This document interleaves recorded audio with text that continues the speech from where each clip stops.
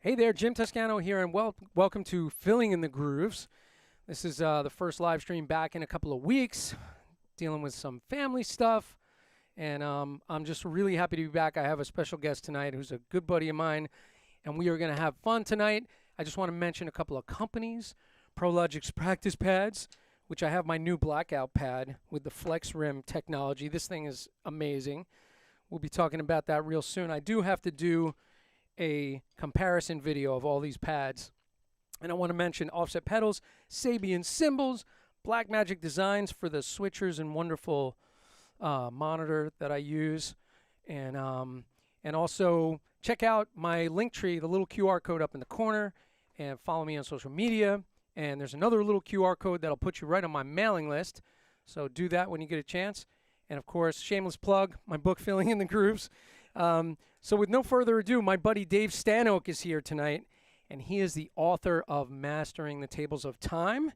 And he has a very diverse career as a drummer. And for one thing, and I have a lot of questions, he studied with the great Alan Dawson, Max Roach, Jeff Hamilton, Elliot Fine, Chad Wackerman, Ignacio Baroa, and others. And he has a really, really cool teaching practice in Minnesota. And we're going to get into that, his school, a little bit about technology, because that's kind of how Dave and I met a long time ago. That was a while ago, and I don't even know the date. But we're going to get into that, and we're going to talk about the many artists that Dave is working with. So with no further ado, here is my buddy, Dave Stanoch. Unmute yourself. All right. Can you hear me now? Yeah, I can hear you. I got you. That's good. Hey, brother. How are you, buddy? It's so great to see you, man. Good to have you here tonight. Yeah, it's good to be seen and out and about and things kind of opening up again. Isn't it great, you know? That it is, yeah. It's been like a kind of a long road. Yeah, to say the least, you know. You had just mentioned something about how long we've known together since we first worked together, you know. And Right. maybe we should tell that story first because some people that know us would know that. But I want to make mention of the fact that, you know, I mean, as individuals, you know, we're still the sum of the parts that we are made of, and we stand on the shoulders of the people who help us and inspire us. And so what I do here at the David Stanoch School of Drumming has been going on now for almost 3 years, if you can believe that. And that's because I was teaching at McNally Smith College of Music for, like, I was going on my 28th year, and they went belly up. They tanked overnight, which is another story. And I remember that conversation when you first told me that that happened. And that was kind of a crushing moment at that time, right? Yeah, it was like right at Christmas time. We were in the midst of finals, and they just said, "No, we're done," you know, and they had mismanaged some, well, anyway, you know, it happened, but I had the idea that I had wanted to teach online because even 3 years ago that was a thing. Right. You know, it's become a much bigger thing with the pandemic, of course, because everybody had to stay home, you know, but I'd like to tell the story because it involves you and a few other people that I always want to express my gratitude to. And the first person that I would want to express my gratitude to for helping me get set up with this, which, by the way, as you know, helped when the pandemic hit in the more present day because we were already doing this. And we were, you know, as it were, a little more established, a little more ahead of the curve. Because even though you're a technical wizard, you know, my mind boggles, you know. I mean, you say HDMI and I say I'll be right back. I mean, it's like, you know, but to be able to be working and have it running was really quite a saving grace for me because I was supposed to be on tour myself most of 2020, and we had gotten started in California around the time of the NAMM show, did some dates in February, and then mid-March we were headed to the southeast coast and the south and Ohio and all that area, and boom, nothing. You know, it just all shut down. And so my teaching schedule wasn't as heavily booked because I was going to be gone more, but I was able to come home and turn everything on and say ready to go as I ever was, you know, because you set me up. And I owe Dom Famularo a great gratitude and thanks for introducing me to you because, you know, it was interesting 3 years ago when I decided I wanted to do this. I looked online and I studied the online teaching studios and what was available in the state of the art of the people that I could see that were doing it at that time. And Dom at the time had what I thought would be the state of the art, and what I considered to be the state of the art, coming from almost 28 years of working in a classroom with individual and group class lessons at McNally Smith College of Music, was how do you offer teaching drums, right? How do you offer the next best thing to being there? Because in the virtual environment, because I mean, it's interesting. I've had students who were blind, and so I couldn't show them physically how to make moves. I couldn't use music. It upped my ability to teach. But if we're lucky enough to see, then the camera, it's like, you know, Dom had 4 cameras, and I thought that made a lot of sense because, again, it's about the next best thing to being there. And the way you helped me set it up, it's like I can greet you here like this, and you can see inside the drums. And then if I want to drop down low, to my feet, you can see the pedals, and I can demonstrate, my foot technique, or lack thereof, right? And I can come in from this side and show you, something that, like, particularly if you're doing left-hand brush stuff or things like that, you've got that kind of view. That's also a more mobile camera. And then, of course, what they used to call the NFL cam, the overhead, where you can see if I'm doing a good job with my new Freedom Groover or not. Which, by the way, I know what to get Jim Mola for Christmas. Because we we share the same thing, right? And so, but I mean, it just seemed to make sense because when you're in a lesson with a student, it's like, you maybe have a couple kits, like I've got the one over there, but you want to say, okay, check this out, or come over here and look at this, or all that kind of stuff like that, And so Dom had that going on, and so because I was fortunate to have a relationship with Dom, a friendship with Dom, and Dom, by the way, brought me into Vic Firth before Vic passed away, and Don changed gears and stuff like that, and he brought me in as an artist and part of the educational team because Elliot Fine had given him my book, and so I called Dom and I said, can you show me how you did this? I'll pay you for a lesson or whatever it takes. And God bless him, Dom, he says, Dave, I have no idea. He says, I have a guy. And he says, and I'm going to get you in touch with my guy. And that was you, And God bless you, man, because you have the patience of more than one or two saints, as far as I'm concerned. Because I'm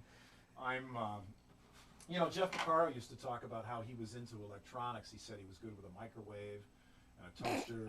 And I'm pretty much on the same page. It's like I'm glad everything's plugged in and it works, and you showed me how to do it. I can troubleshoot. I've learned, but you were my teacher to help me get all this going, and so I'm grateful to Dom, and I'm very grateful to you, my friend. Well, I will say, it was super fun working on the stuff with you, and yeah, like in the very beginning, there was a bit of a learning curve, right?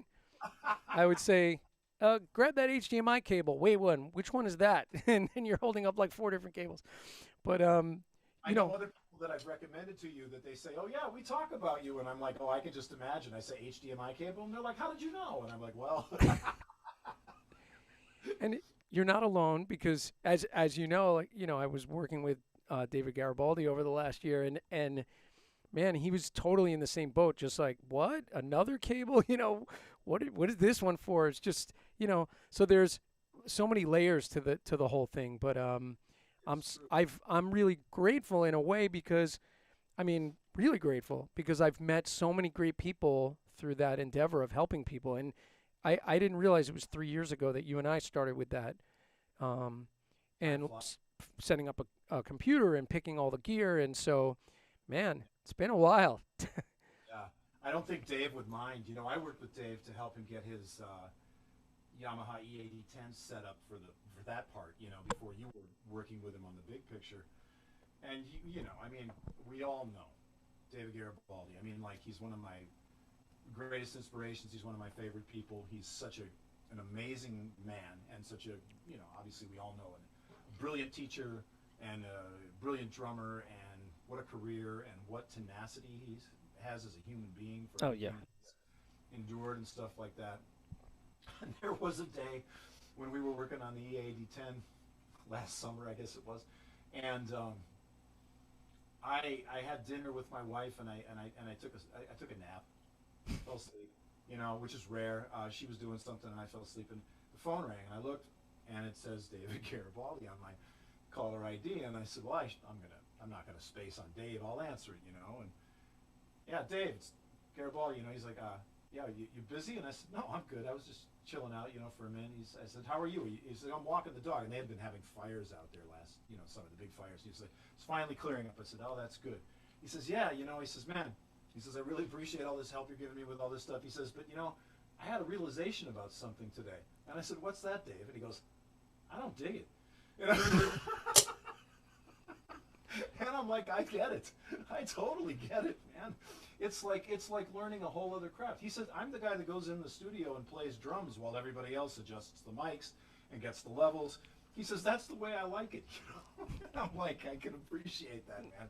But you worked with him, and I've seen him do several things now online, including the cool thing he's doing with the stick people, right? Yeah. And he's got it all dialed in. He did a great thing for us at PASIC, the virtual PASIC. That was all part of that setup that he got together with you, and it really was great. But he's a smart guy, man. It was like I did a video for Yamaha about setting up the E8010 and how you go into the box and you dial back like some of the gain on the low mic for the bass drum so it doesn't blow out like a cheap set of speakers or something like that, And I said, I'll walk you through that. And he says, well, I watched your video, and he says, I just froze frame it when you close up on the LED screen, and I just copied all the settings, and I'm like, perfect. I'm like, there you go, It's like, what a smart guy. Yeah, for sure. And a sweetheart of a guy.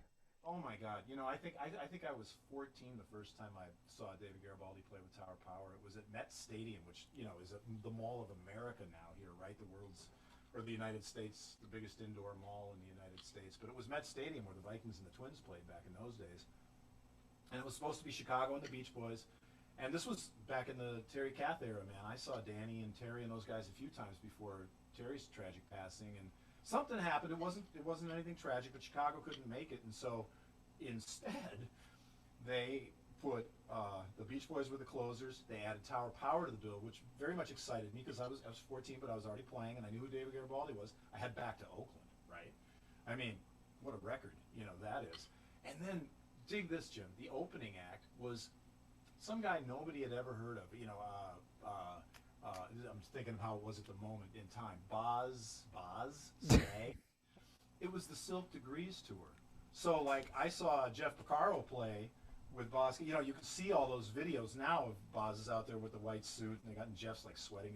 He's killing it, and Les Dudek and the other guys, and oh my God, they came out and they just blew everybody away. Nobody knew who they were. And it was just like boom, and so that was a great moment, and I had no idea who Jeff Porcaro was, but everybody left going, who the hell were they? That was amazing. And so then, the next day, I think I remember hearing, literally the next day, I think I heard like it was like It's Over or Georgia or Lowdown or something like that on the radio the next day. But boy, 14 years old watching Garibaldi play, man, and you know who Jelly Bean Johnson is, of course, from the time, right? And he lives here in town because, it's Minneapolis, and he posts things all the time that are pretty cool, like, what was the first band you ever saw, or what band have you seen more than anybody else? And so sometimes I answer those, and I thought about it the other day, and without question, the band I've seen more than any other band in my life is Tower of Power. And I don't even remember how many times, over how many years, in how many states, But David Garibaldi, man, wherever you are tonight, Dave, we love you. And the amazing thing is they're still hitting it. Yeah, I saw that they have dates coming up again, I think, starting in August. Yeah. They're road again. What does he call it? The Million Gig March? Yeah. And over the last year, they did those parking lot concerts where people would go on their FM radio, tune into a certain station, and the band was being broadcast through the radios in the cars. Yep. And people would, instead of clapping, they would flash their brights and honk their horns. I did one of those with Sean last summer. It was a riot. It was really fun. Different, right? Yeah, it was really cool. I remember it was a beautiful hot day, and we were very close to the interstate, so like we're playing all the tunes, and Thank God I had everything memorized because we were having the best time playing the music. But when when you're by the interstate, the wind picks up, and I was just watching the horn players' charts just blow all over the parking lot. It was pretty funny, but it was a lot of fun. So yeah, I'm glad that I'm glad that's happening. Are the gigs opening up in the club scene back out where you are? I know it's been a little slower there with everything that's been going on, but how's it looking? Not as much as we would hope at this point. Yeah. Things are opening up really slowly. Um, so for Manhattan, it's still very touch and go. So I know in the middle of the country things are a little bit better, Yeah. and hopefully soon things will get back to normal. I mean, we just booked a couple of dates locally that are going to be outdoor things, which is great. Good. So we're doing like a beach concert, and the Landmark Theater um, is doing an outdoor show using their parking lot. So that's kind of still happening. That's good. We're in the middle of a heat wave here today. I mean, it's like Yeah. it's in some ways it's funny. It's like be careful what you wish for, right? Because it's like it's currently it's 6:15 in the evening here. It's 93 degrees. Wow. And we're in our fifth day of 90-degree temperatures, and they think it's going to go for another five, which isn't. It's Minnesota. That's not so common. You know what I mean? We get some weather like that, but it's kind of interesting. So, I did have an outdoor gig last weekend. But fortunately, it wasn't like this though. Yeah. You know. Anyway. Now let me ask you because we were kind of on the tech thing for a second, but before we jump out of that, Yeah. so you're using the EAD10, Right. which you now have a bunch of clients that use, and Dave Garibaldi's using it too. Yep. Just for like our listeners and people hanging, just hit the kit a little bit so people can hear kind of how this little sensor unit is picking up the whole drum kit. It's a pretty cool, snazzy little tool. I was trying to get one from them, Yeah. which hasn't happened yet, but I wanted to kind of test it myself and play around Right. with it. But Well, I know they were open to that idea. Did that get kind of stuck in the mud or something? yeah, it kind of got stuck in the mud. We'll see. Yeah. Yeah. Well, okay. Here. So, I'm using now. I've got one of the newer Yamaha Stage Custom hip kits. So this is a 20 by 8 bass drum, and I have the vintage setting set to it. So there's nothing in the drum. It's shallow. It's nice and low. The vintage setting is a pretty natural sound picture of what the drum sounds like.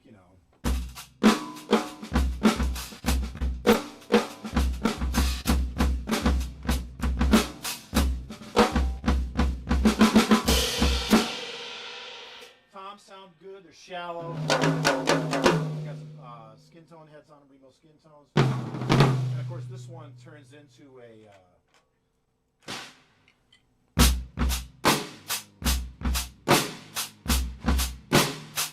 one of those lo-fi kind of snare. Yeah.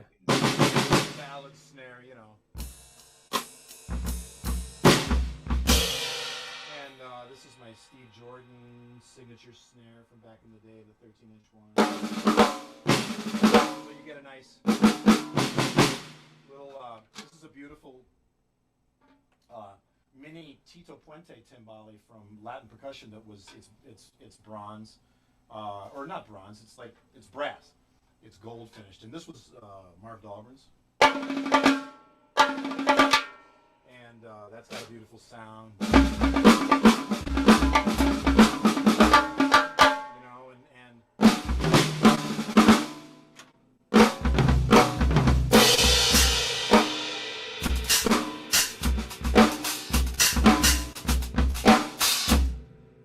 My Peisty 602 flat ride that I was able to pick up at the factory in Switzerland when I was 16 years old. Ooh. Tour with a youth symphony and was hand-picked for me with the artists.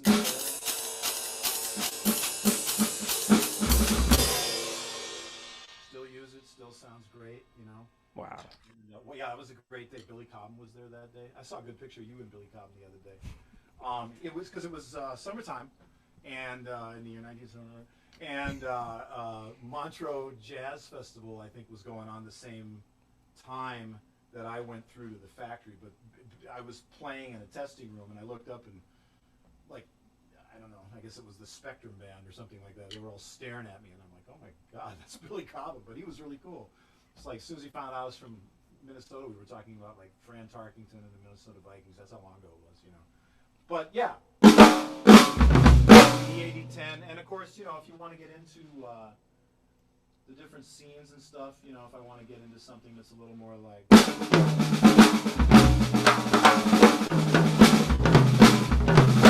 getting that, the space toms, you know, Yeah. the government's released the UFO report, so I've got some space toms for everybody now, you know. Sweet. Yeah, so does it sound good through there? Yeah, it sounds good, man. Yeah, I mean, it sounds. I mean, you know, when I record with it, and like for things that I do for like you know online ads or lessons and things that I you know do for my students and anything that I've done with it, it really happy with it. You know, it's really an incredibly versatile little unit. You know, and simple. You know, so I run that through the Personas and into all the stuff you help me wire up and into there and with the work that I did with I should mention Joel Tetzlaff from Yamaha. He was originally from Madison, Wisconsin, where I went to college. He's a great dude, and he was the one that helped me get inside the box and do the tweaking with the levels and stuff like that, you know. And I give them a lot of credit for that because, you know, with the addition of the mic, you know, and some of the software they updated and stuff, they were able to turn it into a teaching tool quite effectively with very little modification. When you know, really, it wasn't designed for that, you know, and yet it was able to become that and be just that much more versatile. So I've been proud to be with Yamaha since I think 2010 is when I started with them, you know, and so I'm very grateful for everything that they do for me, and they just keep coming up with great ideas. I was a huge fan of all the innovations Hagi made back in the day, you know, with the hardware and the drums, and you know, they revolutionized things. Steve Gadd, you know, helped make the brand so popular, and all that kind of stuff like that. And then it's just grown from there, and it's so diverse and versatile now. And so for me, it's very exciting, you know. Also, I've got a couple homies that are a part of the team there that are friends of mine. Dave Jewell, who was a college friend of mine, is the global product manager, and then Steve Fisher, who you know worked for Roland and invented the D drum or the V drums. I'm sorry, the Yeah. V drum. Also invented this, and he's from just over there in Bloomington, where the Met Stadium used to be. And he grew up studying with Elliott Fine, just like I did, but I never knew him in those days. We got to know each other later. He's a brilliant man. You know, I mean, to come up with all this kind of stuff. I mean, the V drums and this, forget it. You know. Oh yeah, super smart guy. Yeah, yeah. I mean, you know, I'm over on the other end going HDM what? So anyway, yeah. So that's a little bit about the setup, and I have to say, you know, you did me right in many ways. You know, I've had very little trouble with anything in all this time. I think I replaced a battery on one thing. And that's about it, you know. Everything, maybe, you know, but the cameras are all plugged in, and everything's working well. And if it's not, you know, I'll just give you fair warning. I know who to call, right? You know, That's right. you help me out, you know. So, Well, I'll tell you, you know, before we jump into the chat, yeah, and check out some questions and stuff. So I want to know the beginning, yeah, of the story, because you know, most people, you know, it's somebody they saw on TV, or it's, you know, seeing somebody live that put the spark. So what was the initial spark that made young David say, I want to play the drums? yeah. Okay, so I don't know if it's any one thing. What I can tell you is, I remember being very young, and I can remember at a very young age, and I'm talking about like 3 years old. I can remember the Beatles on Ed Sullivan. I can remember the fact that we had like records in the house. My parents were not musicians themselves, but they had some cool stuff. They liked New Orleans music, like Pete Fountain and Al Hurt, and then we had like a classic record. I've been talking to a number of drummers about for years, called Live at the Pershing by Ahmad Jamal. And then, you know, we saw the Beatles, and my brother and I, because it was the '60s, we had a suitcase record player, and I remember we had Beatles singles, Jim, you know, and things like that. And then I was into stuff like the OJs and the Jackson 5, and then I started to see things like my brother got into music first, and I think I wanted to be like him because he was my older brother. He started on guitar. My parents were like, okay, you know, my brother John, we'll give him lessons. They looked at me, do you want lessons? I said, well, I'll take some guitar lessons. And like the guitar didn't really come together in a groove for me. I'm grateful to my teacher that, you know, he was the kind of guy that like immediately I started getting into the deep end of music theory. So I'm holding a guitar, but I'm learning all the scales, and I'm learning all the keys, and I'm learning all the notes, and I'm learning the chords, and I'm learning how to read and treble clef on the staff. But what I didn't have was hand-eye coordination. You know, I'd look at the music, and then I'd look where my fingers are, and then I'd strum, and then I'd look again, and so there was like no pocket, there was no groove. You know, it was probably pretty awful that way. And so he was the one that started telling me, listen to the beat, listen to the drums. And at that point in time, my brother, in this very basement, which is another story, had his own garage band. And the drummer in his garage band is a professional drummer to this day in the Twin Cities. His family co-owns a big musical theater that's been in business since I was a kid, you know, and called the Chanhassen Dinner Theater, and Matt Barber is his name, and he was the drummer in my brother's garage band, a few years older than me, of course. I'd sit and watch him play, and then when they'd go upstairs and shoot hoops or have some lemonade or something like that, I'd sit down, and honest to God, the first thing I ever tried to do on a drum set was, I think he had a 5-piece, but I'll just, you know, it was like, and I could literally do it because I was sitting there tapping and air drumming. So the immediate gratification was there, you know. It was like way different than it was completely the opposite of what was happening on the guitar, which was not immediate gratification at all. I was still just, I didn't dislike the guitar, but I was really struggling, and all of a sudden I could do much easier with 4 limbs at first what I couldn't do with the 10 fingers on the guitar. And then of course once you stick with it, then you realize how much more nuanced and of a challenge it becomes to play the instrument. But those were the kind of records, you know. And then I have to say too, Doc Severinsen, Ed Shaughnessy, you know, whom I later got to know and worked with both of them, and Buddy Rich.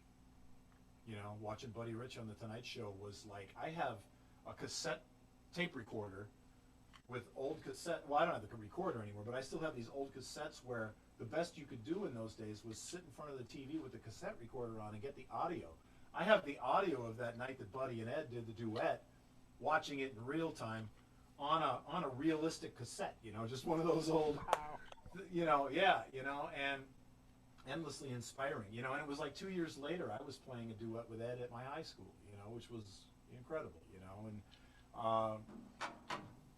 but my brother and I especially, and my brother's super talented. I mean, he went from right away from guitar to like playing clarinet and then saxophone in the band and then bass in the jazz ensemble. And his bass teacher when we were growing up in those very early days was Jimmy Johnson, who everybody knows from Alan Holdsworth IOU and you know, playing with Gadd and James Taylor's band, because he's from Minneapolis. His dad was like the principal bassist in the Minnesota Orchestra, Cliff, and his brother Gordon, who still lives here, has had a great career too. He was the bass player in Maynard Ferguson's band when Peter Erskine was drumming in Maynard's band before Peter went to Weather Report, and Gordon played with Billy Martin and Chuck Mangione's band, you know, and all kinds of stuff, you know, all kinds of stuff. And so John was studying with Jimmy before Jimmy went to LA, you know, so my brother was super talented. And so, especially early on, you know, he was a big influence on me too, just because he was the one making music happen in the home. I got to tell the great Harold Jones the other day on this thing that these great British guys are doing called drum hangs. Are you hip to that? Yeah. Yeah, the drum hangs guys had Harold Jones on, and I was able to go on and tell Harold that because of like listening to him and Buddy Rich, like Harold on Basie Straight Ahead, my brother was smart. The jazz ensemble was really good at our at our high school, and so they were playing all the stuff that was still contemporary at that time in the 70s. You know, the Woody stuff, the Maynard stuff, the Buddy stuff, the Basie stuff. So like my brother would have charts from Basie straight ahead, so he'd just go get the record and start playing along. And I learned how to read a big band chart by memorizing, playing along with the tracks and learning the time feels and learning the setups. And then when I looked at the drum charts for the very first time, I was like, what the hell's going on here? You know, like, you know, because you're used to seeing, like, you know, you're used to seeing stuff where it's like a snare drum solo or a beat in a book and it's all written out, and then you say, I have a Basie chart right here, Wind Machine. And then, you know, you see all this, you see all these slashes, and you're like, you know, as a kid, you're like, where the hell's the music? But then when I looked at the thing and I played along and I could play it from memory, then I understood what was going on, you know, so it was kind of intuitive that way. But all those guys like Harold Jones and stuff like that, you know, they're all our teachers. Yeah. You know, it comes in from everywhere, right? Well, I will say that we should take a moment and perhaps let's just jump into the chat. Oh, sure. And that way we can kind of say hello to everybody, and then we'll get back into it. And I definitely see some friends hanging with us tonight. Oh, cool. And I'm just going to overlay it right over my face so people can see it. But first one up, Bob Sears up in New Hampshire. So glad to see us back on Monday. Yeah, because I've been at MIA for a couple of weeks. Lucia, who's a young female student of mine, super talented girl, says, hey, Jim and David, how you all doing tonight? It's great just to be together. How you doing, Lucia? Yeah. She's a multi-instrumentalist. She plays a whole bunch of instruments, including playing drums and studying with me every week and doing my hand technique workshop. Such a great kid. John Gill is here. He said, hey, Jim, great to see you online tonight. I have David's book. Looking forward to tonight's live stream. Let's give a happy birthday shout out to Joe Bergamini. Yes, today is Joe Bergamini's birthday. Happy birthday, Joe Bergamini.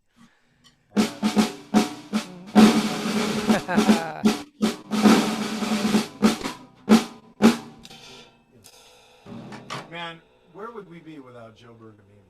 Oh, my God. Where would we be without Joe Bergamini? I'm serious, man. It's like that guy is just, he's such a great guy, and he's just so amazing. I love Joe, and I have all the respect in the world for him, and I have for a long time. I mean, what a dedicated guy. I got to see him play here in town. I mean, I saw him at PASIC, and I've known him, like you, forever, you know. But right. The doo-wop project came through before COVID, and they played right near my house at the Hopkins Center for the Arts, which in Sean's band is famous for the night that my children trashed the green room while I was on stage. That's a true story, too. Wow, good going, guys. Yeah, my little kids, they're more rock and roll than I am, you know. But no, it was just so great to see Joe do his gig, you know. Yeah. Because we know him as the Sabian education guy, and we know him as the master, you know, educator and the books and the transcriptions and all the beautiful things he does, you know. And so happy birthday, Joe. He's got a beautiful family. He does, yeah. I just spoke to him yesterday. He's doing great. Really proud of the things Joe's doing. He has a new book out also. He was a guest recently on my show, so everybody got to meet him, which is great. By the way, Lucia has a question. She says, when it comes to writing books, who is an inspiration to you, and what essential elements do you need in a drum book? Wow, that's a great question. From 12-year-old Lucia. Should I go first, or you want to go first? No, that's for you, man. Okay, well, repeat the question, because the first part of it I want to make sure I answer correctly. So the first part of the question is, when it comes to writing drum books, who is an inspiration to you? And I think I know the answer. Yep. Gentlemen right here, Marvin Dahlgren and Elliot Fine. Yeah, man.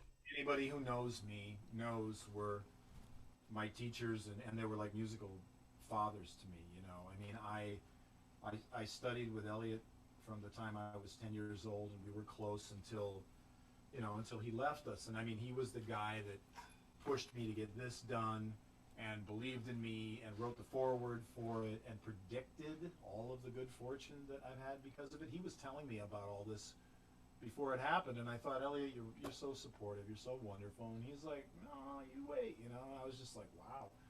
And And by the way, your book, both your book yeah, and four-way coordination is available yes, in digital, and I have both of them. And let me just see if I can show this real quick. you bet. I'm going to overlay right there. So I just put it in the corner of the screen. We can see four-way coordination right there on the Yeah. Hudson Music app. So if you don't have the Hudson Music app, make sure you get it. I'll hold Um, this one up so that we have everything covered. nice. This is Jim's book, man, which is just That's in the so Hudson Music app too. right. That's right. And a beautiful piece of work it is, man. I know how hard you worked on that, and Oh, thank you, brother.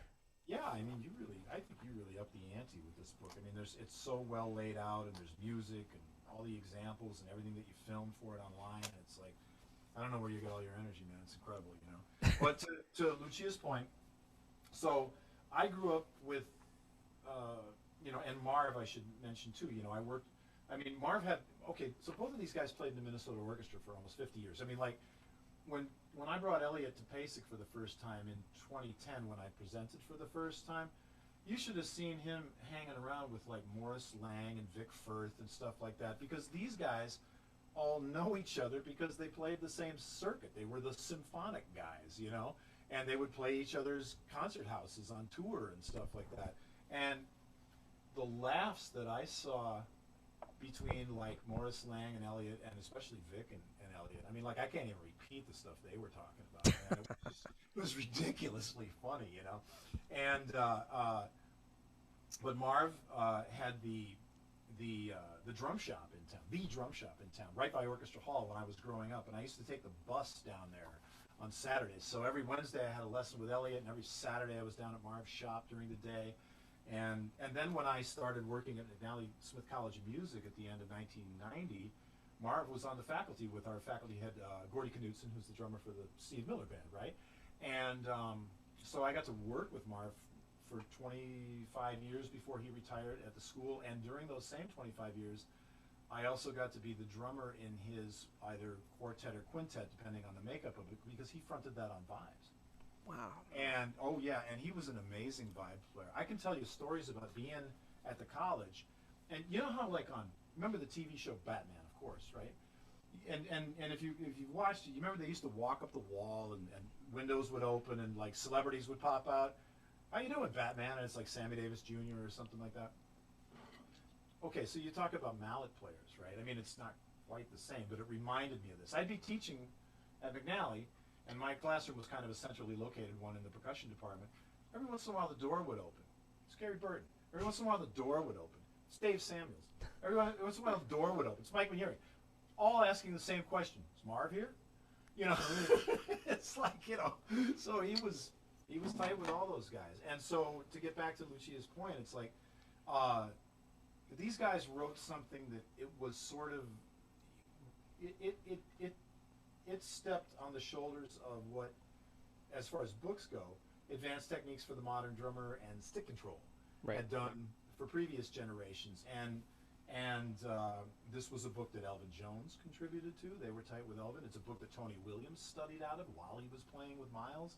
It's a book that Walfredo Reyes Sr. and Terry Bozzio and Chris Dave and all kinds of people have, you know. There's a couple drummers who I really admire and won't name that have rewritten the book, you know, and have been very popular with it. I mean, it's four-way coordination, right? And so, And it's no joke. it's I still practice out of it, and it still kicks my butt. You know, honest to God, you know, and fortunately, I think I should qualify that people come to me to study out of it too, because they know that I have some inside working knowledge of it, you know, and man, you know, so, and then one thing that was cool about that book as far as the inspiration goes was when I was studying out of that book with Elliot, any example in the book, we only play it as written once, meaning just to get fluid with it. And then he was always like, go do something with it, mess around with it, come up with some different ideas. His mantra was always, make it work for you. Anybody who knows me knows that that's what Elliot, because, you know, that's what you have to do, you know. you can't be somebody else. You know, Max Roach in my lessons with him said, Dave, always remember you're only in competition with yourself, and I've never forgotten that. And Elliot saying make it work for you. Those two pieces of advice have really freed me over the years, because like when I do clinics and festivals, and it's not like I do a ton of those, you know, but I'm out there. I get to do some of those sometimes, which is a great thrill. And there's lots of drummers that I admire that can do things that I couldn't even dream of doing. You know, we were just talking about how our friend Pete Ratzliff is hanging out doing things with Ramon Montague. You know, it's like, forget it, you know. I can barely stir my coffee. I don't know what the hell Ramon's doing with all those sticks, you know. But I mean, I love it, right? You know, and but that's the thing. You get out there and you make it work for you. Some people are just wired different. I'm wired different, you know. I was able to get this done, and people find it helpful, and I understand how it helped me, you know. And so, thank you. And so, you know, I think if you're going to write a book, you have to think about couple things, right? And you back me up on this because you've knocked it out of the park with this. Thank you. You know, it's first of all, there's nothing new under the sun, right? Right. So then it becomes a matter of perspective and how you can present an idea in a way that, like, I always admired something I saw Steve Gadd say in an early interview in Modern Drummer, where they had transcribed one of his solos from, I think, the original video he did with Rob, you know, Up Close, right? And even though Gadd was playing 16th and 32nd notes, he was critical of the Modern Drummer people transcribing it. He says, you should have wrote it in cut time. It would be easier to read because it would look like 8ths and 16ths. And he says, in education, this is what he said. He said, in education, we should be striving to make things simpler for people to understand and not harder. I never forgot that, man. You know, because we all love musical nuance, and we all love virtuosity, and we all know that it's just as hard to play well simply as it is to play a lot of notes, but it's another thing to be able to teach effectively. And so if you're going to write a book, you have to believe in yourself, and you have to believe in the idea that you've got a way of expressing and relaying some information to somebody else that you know has helped you, that you believe will help them, and hopefully, you know, answer more questions than it raises, right? So that's where I'm coming from, and the people that I consider to be the most effective teachers and the method books that I like to use, you know, that I think are the best, and I would put this in that category, my friend. You know, it's like they do that for you. They're clear. Doesn't mean it's going to be easy, Right. but at least you're not confused. You know what I mean? Because then it just gets down to the fact of, like, okay, are you going to do this or not? Because that's what it comes down to. But it's one thing to say, I don't know what to do, and it's another thing to say, well, I know what to do, but, you know, I'm going to space, you know, or something. So I don't know. You know, we ramble a little bit in the conversation, but I hope that gives Lucia a point to work with, that she can, you know, think about, because I think everybody is able to make a contribution, because what did Charlie Parker say? Life is our own experience. How do you make it come out of your horn if you haven't lived it? Everybody's got a story to tell. That is the truth. Yeah. And by the way, I just back to Elliot for a moment, a quick little anecdote. When we were at PASIC one year, and I guess, you know, his health was declining a little, you were wheeling him around in his wheelchair. That's right. And he was in the most positive state of mind, as always, right? Yeah. And I go, Elliot, I was like, man, I said, so good to see you again. I said, man, I'm still working on your book. It's so hard. I said, but I'm so inspired by the book. I love the book. And he leans over to me and he goes, I'm still trying to play that effing thing. And I was like, oh, that's so great. That's right. You know, yeah, but I'll tell you this. He could. And Yeah. I have proof of that. You don't take my word for it. Ask Jim Payne sometime. I'm talking to Jim Payne next week. Yeah, no, you ask him about that, because right around the time the book came out, Henry Alder first put it out in New York, they were out there because the symphony would play out there, right? So they'd go play probably Carnegie Hall, you know, or whatever. And I don't remember exactly what it was, but Jim said he ran into Elliot at one of the drum shops or something like that, and he was looking at it, and he was like, it was kind of like, get out of here with this. He opened something up. He said, play this, and Jim said, man. Elliot sat down and he tore that thing up at the tempo that was indicated in the book, like half note equals 220, which Marv claims was a mistake. You go to page 5. I did an article for Modern Drummers celebrating, I can't remember if it was the 40th or 50th anniversary of the book. So we went out to lunch and I interviewed him with a tape recorder. And, in this first section, I'm a lot of coordination. It says half note equals 120. And you're dealing one limb at a time and trying to get that to be fluid, and it tangles people up like a pretzel, right? And so many people have bitched about that. They're like, they got to be kidding, And I asked Marv about that. I said, you've really put a lot of people through the ringer with that. And he goes, oh yeah. He goes, no, that was a misprint. That's great. All these years, right? Everybody's putting themselves under so much pressure. Yeah, so maybe it was just supposed to be quarter note equals 120 and not half note equals 120 after all, with eighth notes, right? So, anyway. Well, I will say that right underneath Lucia's comment is Peter Retzlaff saying hello. He's hanging out with us tonight. Right on. So Pete's there. By the way, everybody check out Baby Steps to Giant Steps, Peter's book, which is really incredible. And Peter is going to be on my show in the near future because he was supposed to be on a couple of weeks ago, and I had to cancel for family reasons, and so we have to reschedule. But we're going to make it happen. So thanks for hanging tonight, Pete. And Larry Rizzo's here saying happy Monday night. Everybody doing great. Lucia said, what kind of Hyatt is that? It sounds awesome. Oh, okay. I'll talk about that for a minute. But first I have to tell Peter real quick. Baby steps to giant steps. I used to teach, come on now. Yeah. All the time. And everybody, including myself originally, had to learn You Stepped Out of a Dream, Peter. So thank you for that. Because I think, if I remember right, that's what that tune was based on, And I remember I'd have all these guys singing it so that when they were playing along, they had a point of reference, And it's a beautiful thing. Okay. I'm a Pisces symbol endorser.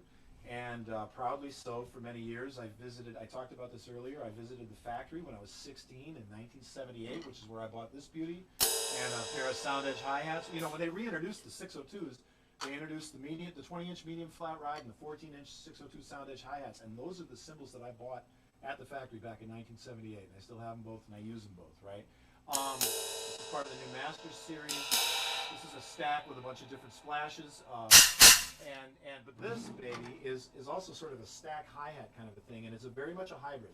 So in Pisces language, I'll explain to you what this is. On the bottom, we have what I love the fact that they call these the Swiss hats, because they're from Switzerland, and I'm a big fan of Swiss cheese, and what could be more perfect than that, and so this is a 14. And it's a very dry cymbal. It's got a lot of holes in it, and it's not a lathe cymbal. It's very trashy, and very dry. Sounds good all by itself. Now, something I learned from Max Roach. On top, this cymbal is the hand-hammered. It's from the what they call the Traditionals line, which predated the Masters, and are still just incredibly gorgeous cymbals, a slightly different formula than the B20 bronze, which is what the Masters are, and this is a hand-hammered version of the signature alloy. And so they call these the traditional cymbals. This is a 13-inch traditional top that I put over a 14-inch bottom. And Max did that with his A Zildjians his whole career because no air pocket. When you have a 13 over a 14, you don't even really need to twist that thing underneath, because you'll never get you'll never get that right. Now you add to that the fact that you've got the 13 over the 14 and you've got all these holes in the 14, and super dry and plenty of cut, and then just to make it a little more just different and interesting for me, and this is something that I just tried because before the school tanked, I had a lot of great students at the school who were part of the Minneapolis gospel and hip-hop scene. These incredible young drummers, some like Glory Yard, who played with Lizzo on Saturday Night Live when Eddie Murphy hosted Christmas ago or something like that, and L.A. Buckner, who's an amazing drummer who does a show on PBS and is an incredible drummer. He's got great videos, and they were experimenting with these interesting sounds. And so this is something I actually saw Jim Keltner do many years ago. You put a splash on top of the top hat, and it's another way to dry it out, and just to get a different texture, because like now I've got the edge, and then on the tip, you would get different sounds going up, different timbres and different pitches and stuff like that. But with the splash on top here, I get this sort of wet, dry sound. Yeah. And then there's the regular closed sound. And then the chick sound, I happen to know, just from testing it, sounds great through the system you set up for me, Jim.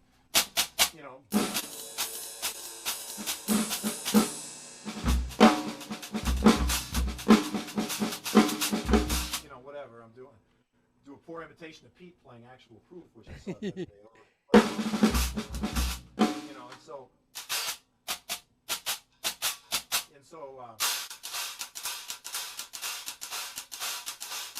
Sounds very like, it almost sounds like an old, acetate recording from the swing era when you play on it like that. But then with that whole, that real cutting, trashy, like the Chris Dave kind of. Yeah.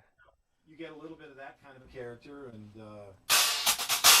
there's a Max Roach move for you, right? So that's what's going on there. It's a 9-inch traditionals splash over a 13-inch traditionals top hat with a PST 14-inch Swiss bottom. Nice. And, shout out to my family at Peisty.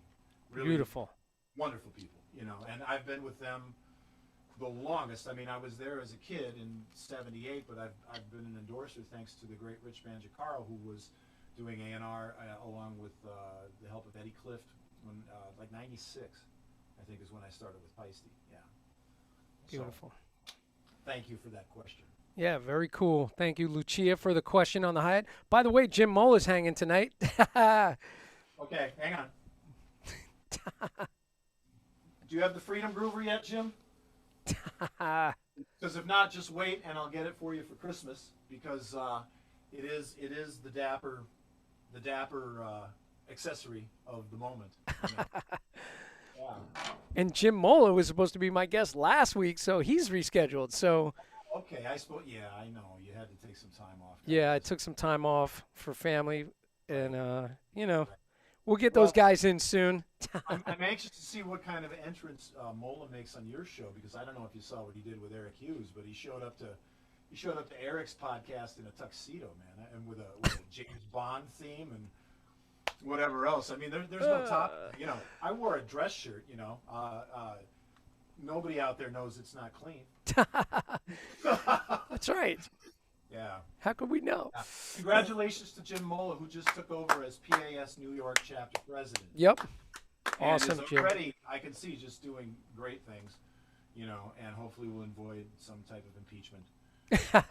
Well, I'll tell you, man, definitely Jim and I have some funny coincidences in how we know each other, and so we're going to bring that up in my show with him. So everybody stay tuned for that pretty soon. John Gill wants to ask you a question. Okay, perfect. I have to say this really quick. Don't tell Jim this, but I want to back Jim up when he's singing. Yeah, man. Don't tell him, but that's something that I would really love to do. That cat's got a great voice, and he does voiceover work out of his place, man. He's a talented dude. He should, man. Yeah, anybody that handsome has to be happening. Well, that's true. That's true. He's a very handsome guy. I'll give him that, There it is. Oh, so you said there was a question. I'm sorry. Oh, yeah. So John Gill was just saying that you have any advice for setting up an EAD-10 on a cocktail kit? Well, you're kind of on John, are you talking about a traditional cocktail set with a cocktail drum, or are you talking about a mini cocktail like mini kit? Right. If it has to do with the fact that if it's the kind of thing where it doesn't have like the traditional bass drum hoop, which is a really handy thing. Yeah.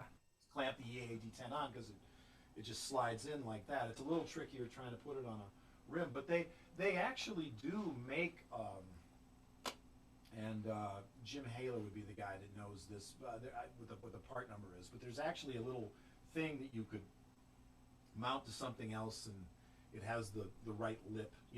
I've got a student who plays a big like Pearl double bass kit, and he got one of those things, and he mounts the EAD10 on this thing off the tom stand between the two bass drums. Oh. And so with a cocktail kit, I think it would be just again, if it's something where you don't have the traditional bass drum hoop, then you just have to improvise. But I mean, even if you got something like, this will mess up my sound for a minute, but like you could jury rig a thing too, where like if you did something like, I'm going to unscrew it just to show you something. I've got these great friends here in the Twin Cities that I'm going to give a plug to because they've been great friends to me, like benefactors. A shop called Twin Cities Drum Collective. Yeah. And they make a thing that I'm pulling off here. I've got my EAD10 attached to it on the hoop. It's called a Hoop Protect. It's just a beautiful little piece of rubber that's molded to, like, if you want to put your bass drum pedal on an old hoop or something that's starting to get chewed up or something like that, it will save it. And I use it to keep, my top hoop from getting marked up on any of the Yamaha drums that I use the EAD10 on. But I take it off to show you, like, see, I got this LP cowbell here, and I'm a proud LP endorser. If you wanted to have something that you could jury rig pretty quick before you could get that part from Yamaha, you could take something like this Hoop Protect. You can get this easily from TCDC. You slide it on the cowbell, and then I can't move the EAD10 because of the wires going through the bass drum, but then you can just slide it right on something like that, and it clamps down, and so you could, I mean, there's always a way, right? Yeah, for sure, man.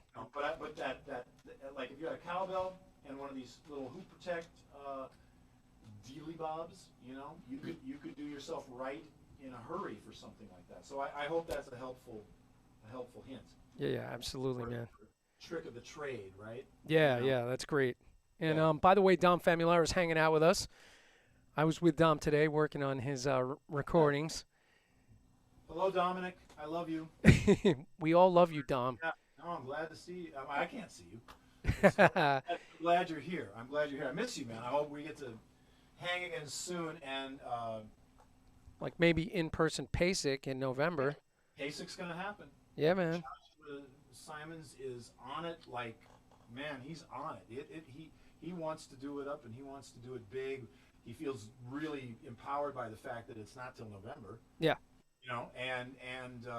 Yeah, he wants to go big. And of course, I work with the PAS as the drum set editor for the Percussive Notes magazine, which is a lot of fun. Which, by the way, that was the first article that I wrote for technology stuff was in Percussive Notes with the help of you. Yeah, that's right. Well, with the help of you, that predated you had a much bigger splash with Rhythm because PAS is all in-house members. But, right. But congratulations on the whole thing with Rhythm. Oh, thank you, man. And Don, you missed the part about connecting me with Jim, so I just want you to know that we told that story, and I thank you. And with Dom here, I also want to let him know we've been talking about Elliot too, because Dom was saying talk about Elliot. Yeah, absolutely. Oh yeah, we have been. Don't worry, man. It's like But hope to see you soon, Mr. Famularo, and Godspeed to you. He's such a beautiful cat. He's the best, man. We had apple turnovers and crumb cake at like 9 o'clock in the morning in his kitchen this morning. A little bit of coffee, a little bit of sweets, playing with his dogs. Then we went down to the studio, did some recording. Yeah, that's right. Yeah. Is it okay to talk about what you did? Yeah. Well, no, I don't know yet. Okay, we won't say anything. Yeah. Well, Dom, that thing that you did, I did one of those too. So I look forward to seeing yours. Awesome. Yeah, he helped. He who shall not be named. Is that what they say in Harry Potter, right? But we can mention that Steve Gadd has a new book coming out very, very soon called Gaddaments.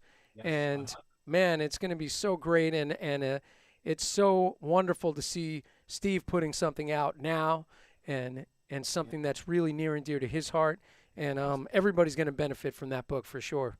Oh, yeah, absolutely. I couldn't agree more, And that should be any day now, I think. Any day. Yeah. You know, any day now they're going to drop that. And so I know Rob's been super busy getting all that together, and it's been fun seeing what they're doing there. Yeah. Let's leave it at that. You know. And just as a shameless plug, there's a page in my book called "Forget About It," and it's transcriptions of Steve Gadd fills, and super fun. So I wrote out the entire Asia second drum solo. That's right. What page is that on? Do you remember? 144. 144.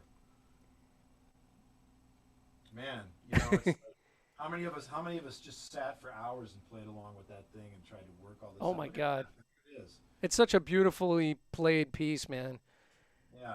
Yeah. There's the one drum fill where it's like, you know, was it a stick click or did he hit the mic, or do you know what I'm talking about? I know exactly what you're talking about. Yeah. It's like it's so hilarious. You know, you know, it's like I'll take it as he was being super hip that day, and he put in a stick click right in the middle of that thing.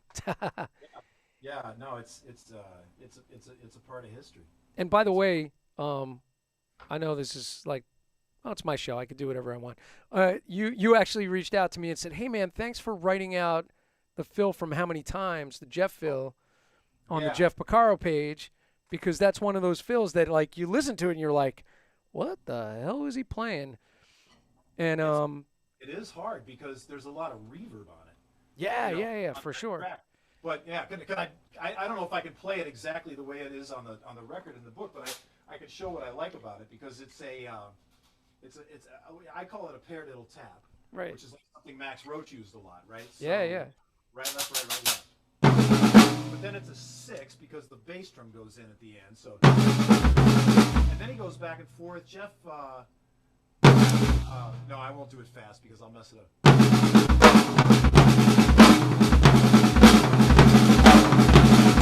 Okay, yeah, that's it. Something like that, you know, and then it's a big rock. Yeah, it was sloppy, but you get the idea. Yeah. It's almost like an Elvin thing where he does the paradiddle diddle. Totally. He puts the foot in at the end, right? You know. Yeah. You know, and it's that same kind of a thing. But one of my favorite fills, and I remember when I saw it in your book, I was ecstatic. I was like, there it is. You know? And cool. I think I learned it the right way from your book. I think I had done something. I had worked it out myself, but I realized it made more sense to do the paradiddle tap the whole time. Yeah, and that sweep back and forth. Yeah, which makes sense. If you don't change the sticking, you don't have to think as much, right? Yeah, exactly. I think when I had worked it out, I probably used something like a riff or something like that, and then I was like, no, you know, that makes much more sense. Right? We'll read a few more from this, and then I got to ask you about your book a little bit. But sure. So Hannah Anderson is in here from Denmark, saying hi to Jim and Dave. Awesome. And Peter, so this is kind of delayed now. Peter was reacting to all the stuff we were saying before. So there's a lot of ahs and anytime and so that's all cool. Sergio Bellotti's hanging with us tonight. Well, you know, Sergio invented the internet, and that's that's right. That's right. So, I mean, thank you, Sergio. Thank you. And hello to Terry. And we got it. Congratulations, like me. Sergio has high school graduate children this week, and so. Yeah, that's right. It's all very Congrats. Yeah, and I love me some Italian Berkeley guy over there. Yeah, that's right. I got one of my students going to him in September, so he's going to have to look out for one of my boys. Anthony Cucina saying, "Greetings, gentlemen. How you doing, Anthony? Been a little while." Right on. And yeah, actually, John Gill said, yes, traditional Yamaha cocktail kit. So we did address that. Very cool. And then Anthony's got a question. Ask him this. Well, I can ask him. Is it the Steve Jordan one? Because like those are super rare, man. I would love one of those. You know, it's like the things because like here's the Steve Jordan signature snare. You know, but I bought that from Sergio actually. Oh wow. Like yeah. At 247 drums. Yeah, that's right, baby. 247 drums. Getting all my getting all my buddies' shops plugged tonight. TCDC and 247, and I got this just the other day. This is an Engelhardt Rico or Reco Reco. Which is just a crazy noisemaker that I always wanted, you know, and Nice. And, yeah, you know, good lord. You know, just something to do when you really want to piss the people upstairs off. Nice. But what was funny was, I saw a post on Instagram from Pro Drum in Hollywood, and it was a dude doing some beautiful conga playing, and this thing was sitting on the table, and these are hard to find. Yeah. And I had wanted one for a long time, so I called up, and I got a hold of Stan, and I said, "Hey, do you still have that Reco I saw in the thing?" And he says, "Let me look." And he says, "Yeah, we got two." And he says, "Which one do you want?" And I said, "Well, I probably want the lower pitched one." And he says, "Well, it doesn't matter. I'm going to screw you anyway." And Oh my God. yeah. Well, who has more fun than those guys? Right? Oh yeah. Oh my God. Yeah. What a classic place, you know. I don't know if have you made it up to Pro Drum? I've not. Yeah, you know. I'm thinking about the first time now that I saw. I think it was the first time. It might have been the second time that I saw Dom. I think it was the second time. Was just up the street from there at the Guitar Center in Hollywood with Billy Cobham. Oh wow. The clinic in probably what, Don? 1985. Something like that? Yeah. Holy moly. Yeah, unforgettable day. When I take a lesson from Dom, which I look forward to doing someday, I know exactly what I want to do. I want to have a double bass drum lesson with him, because Dom plays double bass drums like a tap dancer. Oh my God. Yeah.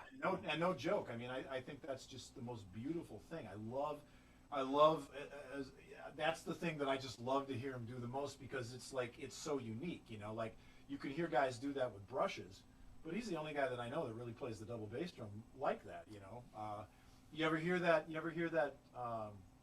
old recording of, it was a famous thing where Buddy sat down at two bass drums, and he was kind of giving a nudge to his, he was poking fun at his buddy Louis Bellson when the double bass drums became the rage, and he sat down, he played this solo with just two bass drums on Old Man River at some, I don't know where I think they were in New Jersey or something like that.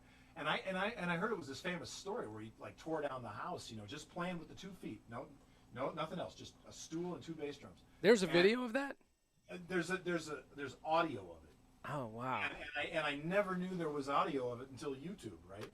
And then I heard it one day, and it's like, you know, I mean, like, so again, we were talking earlier about how there's nothing new under the sun, right? So if you think about like how, is it Thomas Hawk with Meshuggah, and he's playing those 4-stroke roughs over the bar, and Yeah. and, you know, and everybody loves that, right? Buddy's doing that back in, what is it, the 40s or the 50s, you know, and he's playing like a tap dancer. Dom's the only other Yeah. guy I've ever On like a Ludwig Speed King pedal. probably. Or something before that. Yeah, I saw Buddy a lot, and even opened for him once. And he was a Roger Swivomatic guy. Oh, okay. That was his thing, and I think it was the one with the flat footboard, if I remember right. You know, Wow. not even the split heel, but the flat one. Yeah, Dom would know. You know, because I know him and Al Miller and all those guys hung out. Yeah, that's right.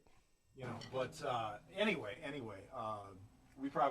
I probably steered us clear of a question again or something. I'm not sure. I don't know. But let's see. Peter said that he put his EAD mic in a snare stand and placed it next to his hi-hat.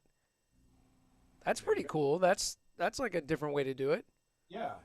And he used a concert snare stand. So is it actually? I know it'll be a delayed response, but does he actually have it gripping the thing, or is it like you could also take a snare stand and put like a pad on it, Right. Put the EAD on a pad or something like that too. Yeah, for sure. Yeah, I wonder how he rigged that. No, he'll let us know. Stephen Chamberlain's hanging. Good to see you, hey. Steph. Steph and I just did a clinic recently together, the Montreal Drum Intensive. How was that? I saw that was online. Yeah. Oh, it was great. It was super fun, man. Super fun. Yeah. Daniel Bedard, Stephen Chamberlain, and myself, and we had a great turnout, and really fun. That's cool. Stefan's somebody that I need to get to know better, because we've crossed paths and stuff, but we've never had the chance to really connect, and we will, I hope, someday, especially now that things are starting to kind of get back to normal. You know, Daniel Bedard's a cool guy. Yeah, great, and he's a southpaw, so Oh it's yeah, yeah, that's near and right. dear to me. I remember before he started doing all his like Funky Fridays and stuff like that. I can't remember. We connected online years ago. He was playing with a band. I don't even remember what they were called now, but man, he was just playing some beautiful stuff, and I just kind of became a fan. You know, he's a cool guy. Yeah, yeah, cool guy. He did the whole linear approach for his clinic. It was very, very cool. That's And good. yeah, good guy. And Yeah. Jim Mola said the Palladium. Oh, was that where Buddy did the thing?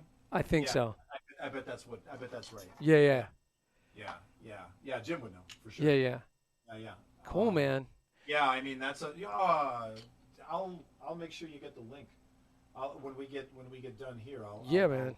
it's on there. I mean, it's like it's crazy, man. It's just you listen to it and it's just like you can't believe it. You Right, know, it's just like and with him too, it's just something that he just willed to happen, right? He just goes out of practice. right, right. Yeah, and it's funny too because when he's done, like when he's because he went, they put it on.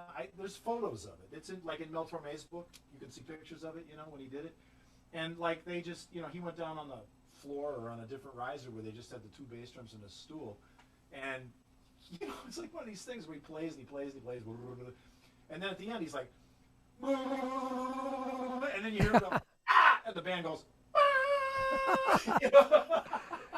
Oh my God, that's great. Yeah, it's classic. It's just classic, and so yeah, you got to check that out, man. You'll love it. That's a beautiful piece of history right there. Oh, that's awesome. Well, I do want to talk about your book a little bit. And by the way, I have the graphic up on the screen, and you'll see the book looks a little different. So um, Well, I'm actually this, covering myself. no, that's okay. But when I'll you let open and I'm going to open it on the screen. I'm going to hit read. Let me see if it'll let me do this. sure. Um, so you'll see that as I open this thing, now you can see the original cover kind of on the inside. It's got that nice new snazzy cover with Dave on the cover, and That's then right. it's got the original cover on the inside. If you don't mind, let me just make a note about that. Yeah, When man. you buy the print copy of the book from Alfred Music Publishing, this is the cover. Right. This is the print cover from Alfred, and then Mike Hoff designed a beautiful of Hudson Music designed a well, I was gonna say beautiful. It's me. It's not that beautiful, but I mean It's but beautiful. he did a beautiful job of creating a digital specific cover for the book, Right, which right. which a lot of people seem to really not like. The photograph was taken at McNally Smith College of Music at a concert it was a feature concert for me with some friends of mine that in a band we have here called Deka Brude, and it was like one of our bass students at the time, who's an excellent photographer named Daniel Brocky. He took that photo, so I Okay. appreciate that. I think it's a cool concept having the digital cover be a little bit different. Yeah, And this won the 2009 Readers Poll, which is really awesome, which is still on my printing, right? that's 2009 Readers Poll Modern Drummer. And that's a game changer. Yeah, because and I owe that to Dom, I think, as well, because it was. I think if I remember right, Dom can maybe if he remembers. I think Elliot gave a copy of my book to Dom, and then Dom called me and was just very gracious and brought me into Vic Firth. right, And Mark Wessels at Vic Firth asked if they could take edits from, at the time I had this thing called the Online Audio Video Companion, because right. I took out a home equity loan to self-publish this. Yeah. And that's what won the Modern Drummer Readers Poll. And before that happened, it was a way for me to get in from. Well, this actually came from a conversation with Ben Sidran. Do you know who Ben Sidran is? Do you know that name? Do you know No. the classic in Rick Latham's advanced Yeah. funk studies book, the Gad solo "Cat in the Hat," which everybody loves? Yeah. Yeah. That's from a Ben Sidran record called Oh. Cat in the Hat, and it's from Seven Steps to Heaven. Ben is a musical entrepreneur who lives in Madison, Wisconsin, where I went to college. He wrote Space Cowboy for the Steve Miller Band. Wow. He made lots of great records over the year, playing piano and kind of doing his sort of Mose Allison version of like a jazz rap. And he's hosted shows on VH1 and PBS and NPR, and he's like a jazz aficionado, And Ben was the one who was like, look, if you can't afford to publish the book and then put a DVD or a CD in it and then keep the costs down so you can actually make $5 if you sell one, which was what I wasn't going to work. He said, get online and get it in the stream. Right. And he says, you could do that for free, you know, and then he says, somebody will see it and they'll buy the book. And so the people at Vic Firth said, we'd like to do a video series about that because they were putting new stuff out like weekly. Yeah. And so I'm sure based on the sales, because the book was still relatively new, a lot of people were seeing my audio video companion clips for the book. And then one day I got a call from John O'Reilly Jr., who was running the drum stuff at Alfred Music Publishing that time. He said, I'd like to talk to you. I understand your book just won the Modern Drummer Readers Poll. And this is in advance of the issue coming out. It's around the time they would let manufacturers know who was winning the poll so they could get ads in the issue that would be the one where the Readers Poll results were announced, right? You know? Right. And so he completely threw me off guard. I was sitting at my desk at my office at McNally, and I was like, what? You know, and but that was a beautiful thing. It was, I mean, I heard from a couple different publishers, but mainly Hal Leonard and Alfred, and the guys at Alfred were just amazing. And so we've been together, and I've done other projects with them since. And then they didn't want to, they weren't planning on doing the digital thing anytime soon. And so I actually saw that Dave Stanoch, who's a friend, you know, and an amazing drummer. Yes. One of his books that's with Alfred came out on Hudson, and I called Dave up and I said, "How did you do that?" He said, "I talked to Rob. I talked to Dave Black. Shout out to Dave Black." Yeah. Well, yeah. And, he said, and there was no problem. They made it happen. And I said, "Wow." I said, "Rob's always been really good to me." I said, "If it's not a problem with Dave, I wonder if Rob would like to do it. Maybe I'll give him a call and ask him." And then Dave went ahead and called Rob and said, "Dave's going to call you." And so when I called Rob, he said, "Yeah, I just talked to Stanoch." He said, "Let's do it." And I was like, wow. Nice. But Dom was the one. So 2009, I had the best educational book, and Zuckerman had best educational video for Methods and Mechanics, Todd Zuckerman. Wow. Yeah, Todd's a beautiful cat. Yeah, he is. Yeah. The world is so small. When I was in college, when I first got to college and I studied with Richard Davis, I went there to study with Richard Davis, who was the bass player in the Thad Jones Mel Lewis Big Band, among many other things. One of the greatest studio bass players to come out of New York. I got in the jazz ensemble my freshman year, and there was already a drummer there, and he had to share the thing with me. But his name was Greg Marsh. He's from Chicago, and he's one of my best friends, and he's one of the best drummers I've ever heard in my life. Wow. And I learned so much by being able to be in the section, you know, share the chair with Greg. And Zuckerman will tell you, when Zuckerman was growing up, Greg was his idol, because they're Chicago boys, you know. Right. And so when I was at my first PASIC in 2008, I knew that. So I knew Zuckerman had won the video, and I had won the book, and so I made a point of meeting him, and I said, you know, I'm very close with Greg Marsh, and he was just like, oh, you know. Yeah. Yeah, you know, and that's the brotherhood, right? That's the drum brotherhood, you know. So The very unique family of drummers. It's so crazy. that's right. And None now, other in the world like that. Yeah, Tommy, what am I saying?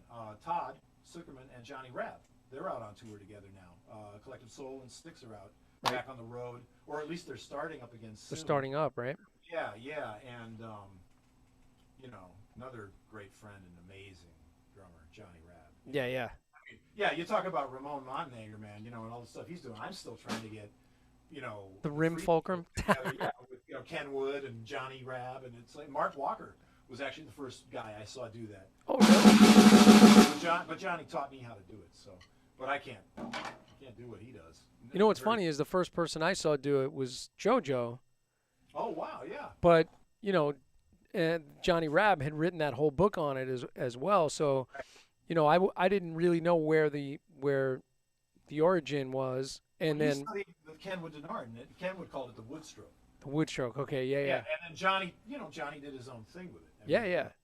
And then, did you ever see the original video Johnny did that Jim Keltner produced?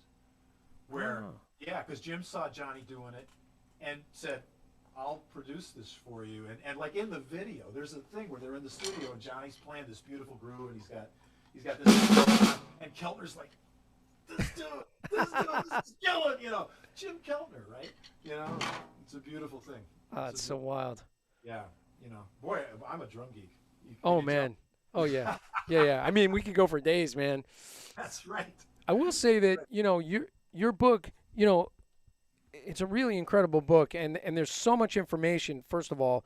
And I love that, you're presenting sort of the the language in the front, um, the whole table of time, Hmm.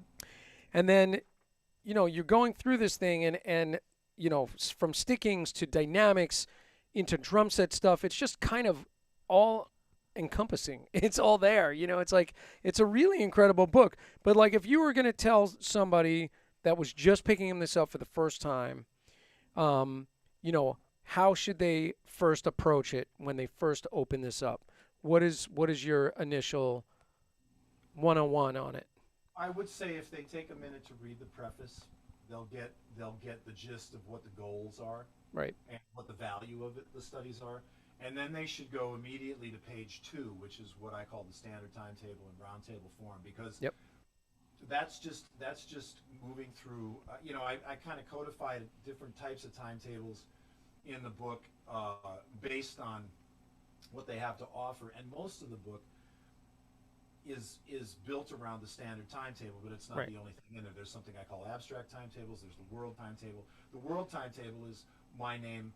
The timetable thing is like a play on or standard timetable, world timetable. That's like time zones. Yeah. It's wordplay for that. Yeah. And a standard time zone is a commonly accepted one. So the standard timetable is just your different families of duple and triple subdivisions, because those are the most common subdivisions we play in Right. any kind of Western pop music, you know what I mean? You could put odd groupings on top of them and stuff like that, but you're playing triplets and you're playing, eighths and sixteenths. So everything moves in a family when you're going through the timetable. You start with the big notes, the half notes and the half note triplets, and then the quarters, the eighths, the sixteenths, the 32nds. And so you're moving essentially from 2 notes per bar to 12, Right. you know? And the idea is to learn how to anticipate moving from one subdivision to the next so that you don't rush or drag, because as you add notes, it's natural to want to speed up and then we do it in reverse, what I call roundtable form, which is retrograde. If you learn how to go from half notes to 32nd note triplets and you get that down, you've given yourself the skill to anticipate how best to not rush. Right. But Right. if you and land on different subdivisions you want to play on a dime, but if you don't do it in reverse order from the most notes per beat to the least, you don't teach yourself how to not drag. You know what I mean?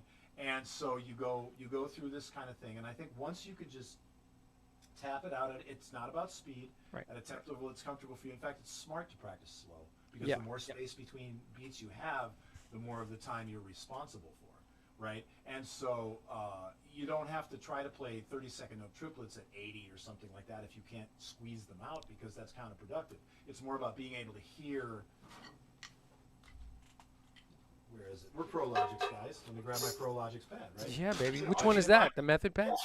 This is the method, but not with the lip. It's the first generation. Yeah, yeah. Or with the rim. So like 32nd note triplets, that's a triplet per 16th. So if you play like 1 E and a 2 E and sorry, I'm bumping into my own book here. 1 E and a 2 E and you just want to know what that is, so you Right. can anticipate it and make it lock in and stuff. It doesn't have to be fast. It'll get fast. I mean, fast goes 2 ways. If you're playing a fast tempo, the quarter notes are so close together, you can't put a lot of subdivision Right. between them. And if you're putting a lot of subdivisions between the quarter note pulse, it has to be a slower tempo, because otherwise it's not going to fit. So fast is relative. If I play like, if I was to play real quick, do we have a minute? How we Yeah, doing? man. All right. So if I was like, one thing that's helpful is if I'm at 60 beats per minute here, and I want to play the 32nd note triplets, which would be a triplet per 16th, so 1 E and a 2 E and a 3, that kind of a thing. Okay, that's 1 beat per second, and I can comfortably, if I wanted to turn it into a phrase on the kit, like a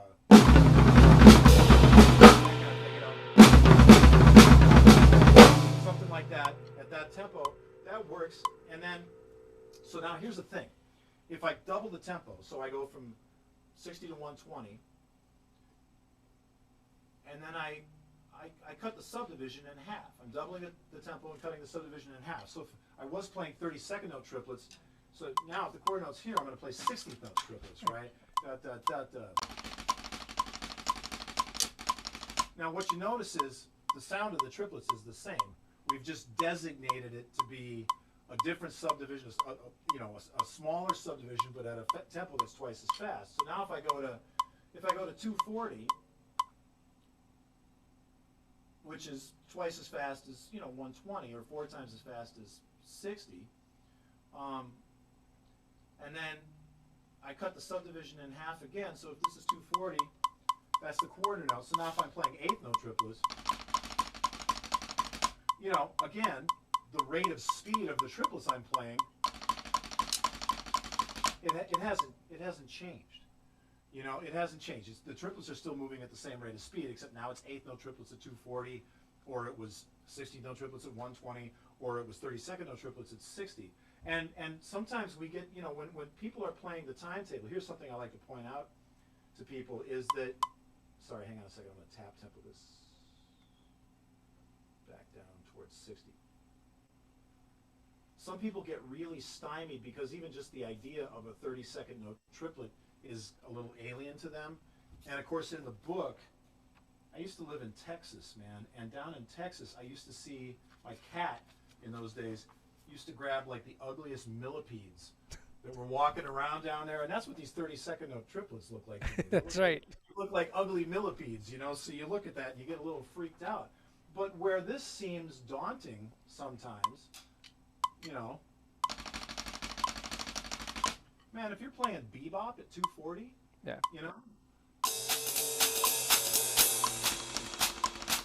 that's not that fast. right. So it's psychological, and you start to realize, okay, so you want to be able to anticipate the subdivision, and then like I can play a triplet lick at as 32nd note triplets at 60 and like a hard rock thing, and it sounds good, Right. Go to 120, play like a hip hop groove, shoot, and then get up to the ding ding ding ding ding ding ding ding boom, and so like you could find one triplet lick that you like, and you could play it at 3 different tempos and 3 different styles of music, and it will all work because you start to understand these relationships, and you understand how everything stacks and how it's related. And so once you're comfortable with page 2, which is a challenge for some people. I mean, I've been fortunate enough to give, you know what this is like, I'm sure. I'm fortunate to teach, and I love to teach, and every once in a while, I've had a couple experiences where I've gotten to work with some drummers that like most people know, and you don't name names because people come to you to just do a thing, but they're like, I've had a couple guys come to me and go, I can't play page 2, I can't stay with it, and I'm like, you're amazing, of course you can. You just have to know how to think about it, and then you show them, and then they're like, oh, and it's like, yeah, so and so then once people understand that, they can go anywhere in the book. Yeah. You know what it's like when you write a book. You have to sort of lay it out from chapter 1 to chapter 10 in a way that makes sense in the book. But to answer that question that came earlier, or I guess it was your question. Yeah. Where would you tell them to start? My experience is once somebody can play page 2, they can go anywhere they want in the book. Right. And have no fear, because the whole idea from there is to just to try to do creative things with it. Right. And this is really only half of what was originally going to be the first book, but Stanton and Elliot and a few people, they were like, this is 150 pages. Jim Payne says, how many lifetimes do you think we have, and it's like, but Johnny Rabb's book was 150 pages, so I'm like, okay, I can make it 150, the drum and bass book and jungle book, right? So I was like, okay, I can make it 150 pages, but Elliot was like, you need 2 or 3 volumes of this stuff, so there will be a volume 2 someday. Yeah. In fact, I even started working on it again during the COVID thing, because I want to be like Steve Gadd. I want to be productive, That's right. And I will say that Elliot wrote the foreword, and it's a beautiful foreword. But I love that he says, all the concepts are timeless, right? and in his estimation, it's the most exciting and challenging book to come out in years, next to his. Yeah, And he that's said right. it's truly a monumental work. And of course, you have my love, respect, and admiration. And I know you were very, very close with Elliot, and it's just a beautiful thing. Yeah, half hour a week from the time I was 10 years old till I was 18. Right. And then when he retired from the Minnesota Orchestra, I became one of two guys that was like the drum set guy because he had done that, and they started hiring out for another 10 years before they got another in-house guy. And the first gig I ever had when I was 12 years old. 12 years old, I got hired to play in a legitimate pit orchestra at a dinner theater. It was a funny thing happened on the way to the Forum. Oh wow. Some legit jazz show drummer in town doing the gig, and he called Elliot. He says, you know, somebody that can cover for me and for a couple nights, and I was 12. He said, yeah, I'll send my student. So like my dad drives me or my mom or somebody. And you know the drums are there, and you know, I mean, they gave me the book so I could look it over, you know, and stuff like that, and they were all looking at me like, I mean, I've always been tall, but I was 12, right? You're right. And but I read it down, you know, Wow. and they were happy, and Elliot created that for me. My senior year of high school, my high school band director, I told you we had this great jazz ensemble. He hired Ed Shaughnessy to come in and be our guest artist, and okay, in those days, Doc Severinsen was the pops conductor for the Minnesota Orchestra, like he was in Milwaukee, and like he was in Arizona, Scottsdale, I think, at the symphonies there, all in the heyday of the Tonight Show. That was Wow. just like sideline work for him, right? And he did that stuff for years. And so Ed would always come with him. So Marv and Elliot got to know Ed really well because Ed was showing up, you know, several times a year to do these pops concerts that Doc was conducting with the Minnesota Orchestra. So Elliot's like, he was just this kind of way. He could just kind of like, it was almost like he could just make things happen. He said, "Oh no, man, you're going to play with Ed. You know, it's going to be great." And I said, "Well, I said that would be fun." You know, I'm still remembering the thing where he's playing with Buddy Rich, and I'm kind of like on the Tonight Show, and I'm kind of like, "Wow, well, you know." And he says, and so then Ed is playing in River Falls, Wisconsin, which is an hour from here, 1 month before my concert with the jazz ensemble, my senior like spring concert senior year, end of the year. Um, Ed says, "Go see Ed and go in."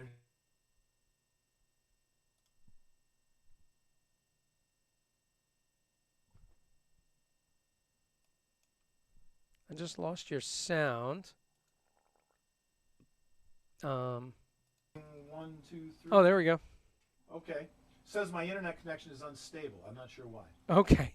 Maybe because we've been on for a while. I don't know. That's Um, probably it. anyway, he said he'll look at you funny, but then he said, "Tell him you're my student." And I swear to God, I watched him play with this college band. I found my way backstage. I went in and introduced Mr. Shaughnessy. I'm Dave. You're going to be playing with it. I said, "Man, I would love to play with you." And he's like, "Oh well, you know, kid, let's just see what happens, you know." And I said, "My teacher told me you would say that," and that's when he said I was supposed to tell you that my teacher's Elliot Fine, and he sent me. And Ed gives me this hug that lifts me off the ground, and he says, "You're Elliot's student?" He says, "We're gonna have a ball." And I was just like, I That's was awesome. literally just like, I walked out of there on cloud nine, and sure enough, man, that was a great day. Now, this is the kind of magic Elliot. So then Ed, now I'm friends with Ed, and I go to study with Richard Davis at UW-Madison, and Ed had done all kinds of studio work with Richard in New York before the Tonight Show moved to L.A. My audition with Richard Davis is kind of another cool story, but that's for another time. It's like the first week of classes, and I'm sitting in one of Richard's lecture hall classes, Black Music History, waiting for it to begin. All of a sudden, there's this voice behind me. Richard had this low, deep voice, like his buddy Elvin Jones. There's this low. He comes up behind me. I can't even see him, and he says, "I have a letter for you in my office from Ed Shaughnessy." And I turned around and I looked at him, and he's like right here. His face is right in my face.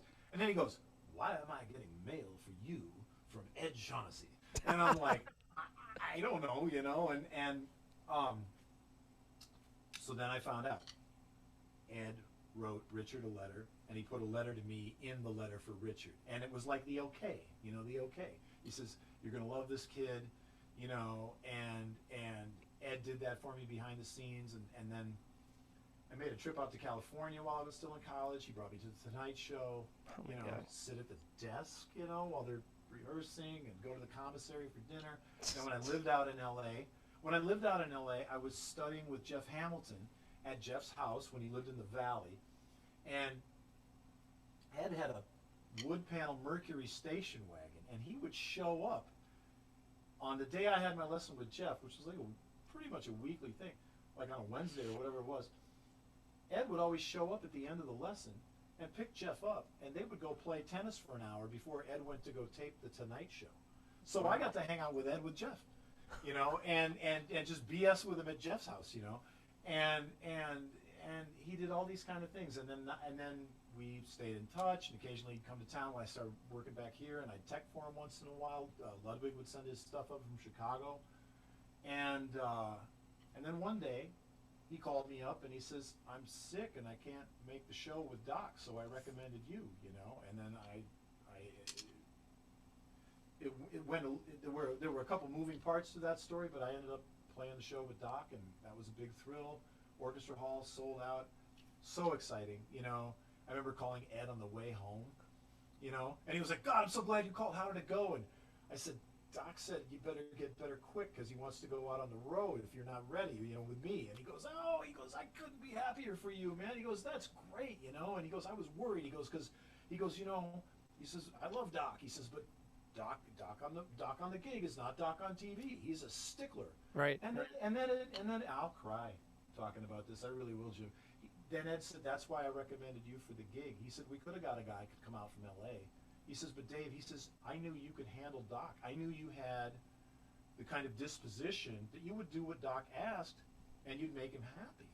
You'd play and make him happy. And I was just like, How amazing is that? Oh my God. verklempt, you know, by that, you know, and it was such a meaningful kind of thing that he did that for me. And it was like full circle, because like I was telling you earlier, you know, one minute I'm watching Buddy and Doc and Ed, you know, and then the next minute I'm playing with Ed, and then, you know, a whole, you know, somewhat of my lifetime later, I'm playing with Doc Severinsen in the big band for Ed. Wow. On Ed's chair, you know. Doc was nervous about me doing it at first because I was like, okay, I know Doc works with other drummers. God, have you ever heard Jimmy Brantley play? Jimmy played with Doc in some other kind of thing, but I was like, you know, Ed was giving me tips. He's like, you sound great, man. He says, but you got to play with more power. Doc likes it big and likes it strong. You saw that kit that Ed would play with Doc. Yeah. It was like a rock kit, you know. It's like Carmine's kit. That's exactly what I was thinking of. It was like Carmine's kit. It was like the jazz version of Carmine's kit. And he says, you know, Doc likes it big and strong, man. You gotta really come with it. And I'm like, all right, you know. And so, and you know, he gave me some tips, and it all worked out. And but I called Doc's management and I says, are there any particular tunes that Doc always plays? I said, because I can read the gig. You know, I can go in and sight read. I do that with big bands and shows my whole life. I said, but I'd really like to make Doc comfortable so I can get the records, and if I know there's specific tunes, I'll just shed them so I know what Ed's doing so that it ain't something completely different, right? Right. I thought that was important. That made Doc really nervous, you know. And because he wasn't sure that if I was the right guy, because nobody did that, you know.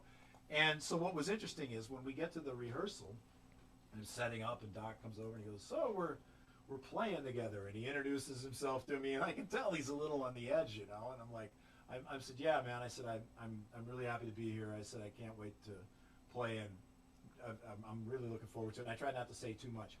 So we had all this music to go through. Doc hands out a chart at the beginning of the rehearsal. It's a beautiful arrangement, slow, heavy, of Here's That Rainy Day, which they always said was one of Johnny Carson's favorite jazz ballads.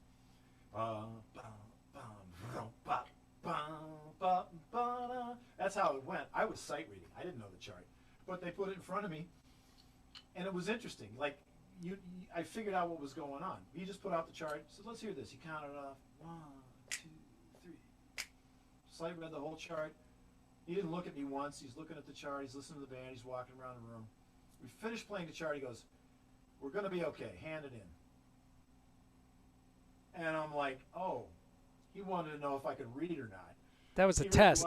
Yeah, that was a test, right? And it was cool. It was all good. Oh, nice, man. Yeah, yeah, but so all of these things, but so much of that stems from Elliot. Elliot was the one who hooked you up with Hamilton. See I that mean, luck is when opportunity meets preparedness. And you were that's prepared and you got the opportunity, yeah. boom, and it No, happens. that's right. I remember Bernard Purdie expressing that idea in that early issue of that yellow cover issue of Modern Drummer with Yeah, Purdie and Grady Tate and Herb Lavelle and Ralph McDonald were on the cover. I remember this shit. And he was like that. He's like, you have to be ready when your time comes. And it's like that you're right. That was one of those kind of moments. yeah, Shout out to Bernard Purdie, by the way, who yeah, man. we adore, and everybody adores, of course. Of course. Yeah. Oh Yeah, man, it's just it's. So anyway, yeah, this is great fun, man. I mean, those are some great stories, man. well, I And appreciate it. It's getting to the point where it's like, I'm glad that there's still stuff to look forward to because I've been awfully blessed with a lot of great stuff to look back on that has happened, day after day, year after year for so many years. And fortunately, things are still getting better all the time. yeah, It's just wonderful to be able to play. And Sean's got dates rescheduled now.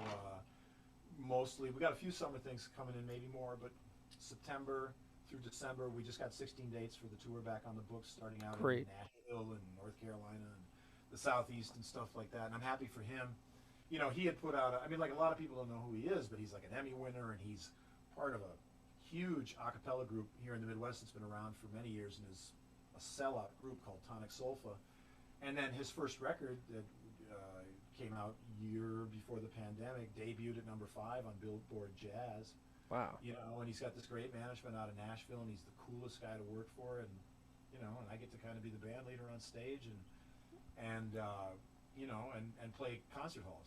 That's awesome. And it's a beautiful thing, man. Yeah, and so I'm just looking forward to getting back out on the road And actually, where can people find like those tour dates? Is that listed on your? I put, by the way, in the description, I put a yeah, link to your website and your Facebook page in the description of this video. And then, yeah. but where can they find out the Sean Johnson dates? Not sure if they're all up yet, but he does have a website that you can get to from typing in either SeanJohnsonMusic.com or Okay. BigBandExperience.com.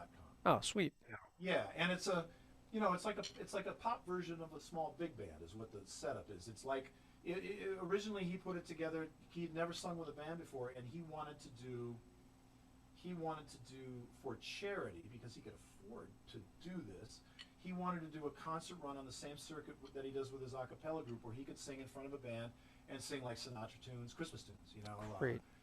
Ba da da da da da da. You better watch out. He just wanted to do stuff like that, and then he had so much fun doing it. It's 9 years later. We did a PBS special. He's won an Emmy.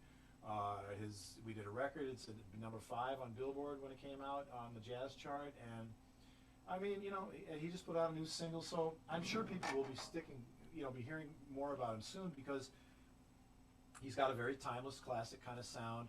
It's pop oriented as well as swing.